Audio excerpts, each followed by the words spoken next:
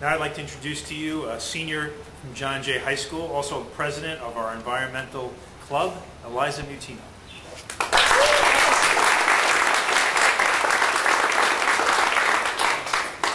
Good afternoon. A question I would like to start with is, where is one place that 1 in 5 Americans attend every day?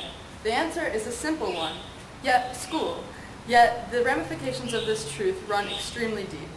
In school, our youth receive not just a classroom education, but also 1 to 2 meals a day. And if they're among the exceedingly lucky, they receive the many benefits of an education like the one offered in the Gatona-Lewisboro School District. One privilege of living and attending school in Lewisboro is the opportunity and resources to pursue any passion. I, along with many other impassioned students, have championed the cause of caring environmentalism. So, as a soon-to-be John Jay graduate and someone who has taken a lead in campus sustainability, I would like to take this time to reflect on sustainability at the high school. Now, I can't say that I was born a naturalist. In fact, I can't remember thinking too critically about environmental issues until my entry in our 3-year, highly individualized science research program. I became hooked on the very broad topic of ethnobotany, the study of the interface between people and plants, and eventually, with much guidance, I landed on the topic of local foods and was driven enough to design my first experiment, Morgan Spurlock Supersize Me reversed. I would try my best to find and consume only locally and sustainably grown foods for a 4-month period, from the spring of my sophomore year to the fall of my junior year. The study, by the way, was a success. I discovered that it is feasible to find complete nourishment within a 100-mile radius of 10518 Cross River, New York, and it was determined through blood tests that would also make you healthier, much healthier. Around this time, I became involved with the District Wellness Committee, signed up for the AP Environmental Science course, and also became president of the Environmental Club. These 4 forces, Eating Locally, Environmental Club, AP Environmental Science, and the Wellness Committee, have blossomed beautifully over the course of my junior and senior years. Back to the idea of food, I ripped members of these 4 forces away from their usual dietary routines and into phase 2 of my science research project. Several students, parents, and teachers, all somehow involved in the Wellness Committee, AP Environmental Science course, the Environmental Club, or the Science Research Program, agreed to act as volunteers in a 30-day local eating regimen. The purpose was to examine further the health effects of eating locally and increase credibility of the results by elevating the project from the level of a 1-person study. The truth rung true once more.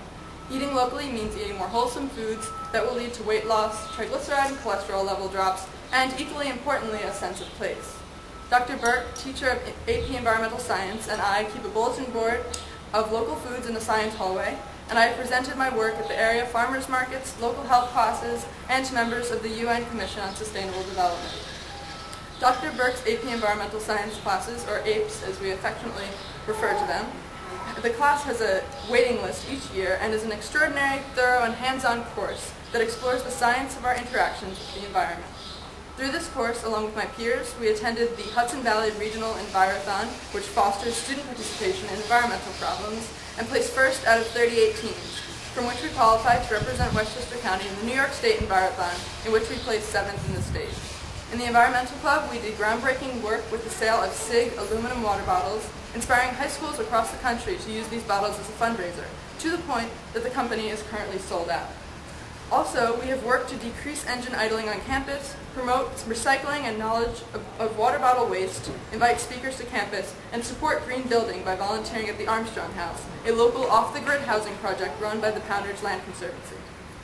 Yet despite our many successes, we did not accomplish one of our goals, to have the district buy wind energy from NYSEG, our energy provider, or to install solar panels or other forms of alternative energy on the campus.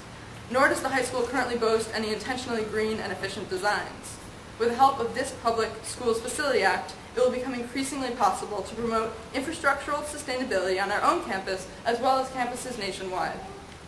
All that we have been able to accomplish at this high school is in large part due to the collective environment. The resource base runs far and wide, providing a huge variety of after-school activities, opportunities for individualized study, outstanding teachers, and a supportive administration. Our school is safe, our food is healthy, and we are blessed with these outstanding resources, serving as a breeding ground for change.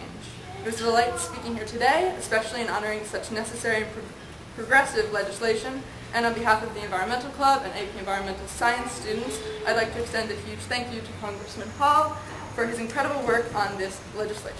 Thank you.